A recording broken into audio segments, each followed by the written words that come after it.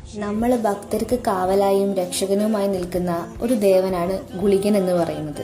സാക്ഷാൽ പരമശിവന്റെ അനുഗ്രഹത്തോടെ ജനിച്ച ദൈവമാണ് ഗുളികൻ. പണ്ട് മൃക്കണ്ഡ മഹർഷിക്കും ഭാര്യയ്ക്കും കുട്ടികളില്ലായിരുന്നു. സങ്കടത്തിലായ മഹർഷി പുത്രഭാഗ്യത്തിനായിട്ട് ശിവനെ ഭജിച്ചു. കഠിനമായി തപസ് ചെയ്തുട്ടോ. തപസ്സിൽ പ്രസാദിച്ച ശിവൻ മഹർഷിക്ക് മുന്നിൽ പ്രത്യക്ഷപ്പെട്ടിട്ട് അദ്ദേഹം 2 ഓപ്ഷനുകൾ മഹർഷിക്ക് നൽകി. ആദ്യത്തെ ഓപ്ഷൻ 100 വയസ്സ് വരെ ജീവിക്കുന്ന ഒരു മകൻ, എന്നാൽ മന്ദബുദ്ധിയായിരിക്കും ആ മകൻ. രണ്ടാമത് 16 വയസ്സ് വരെ ആയുസ്സുള്ള എന്നാൽ സകലകലാ വല്ലഭനും പണ്ഡിതനുമായ ഒരു മകൻ.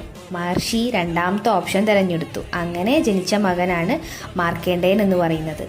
മാർക്കണ്ഡേയന് 16 വയസ്സായപ്പോൾ മരണത്തിന്റെ ദേവനായിട്ടുള്ള യമൻ, കാലൻ എന്നാണ് പറയുക, അവനെ കൊണ്ടുപോകാൻ എത്തി. എന്നാൽ ഭയപ്പെടാതെ മാർക്കണ്ഡേയൻ ശിവലിംഗത്തെ കെട്ടിപ്പിടിച്ചിട്ട് പ്രാർത്ഥിക്കാൻ തുടങ്ങി. തന്റെ ഭക്തനെ ഉപദ്രവിക്കുന്നത് കണ്ട ശിവൻ യമനെ കൊല്ലുകയാണ് ചെയ്തത്. അതോടുകൂടി ഭൂമിയിൽ മരണം ഇല്ലാതാവുകയും കാലന്റെ ജോലി ചെയ്യാൻ ഒരാൾ വേണമെന്ന് നമ്മളെ ദേവന്മാർ ശിവനോട് അപേക്ഷിച്ചു. അപ്പോൾ ശിവൻ തന്റെ ഇടതുകാലിലെ പെരുവിരൽ നിലത്തടിച്ചു.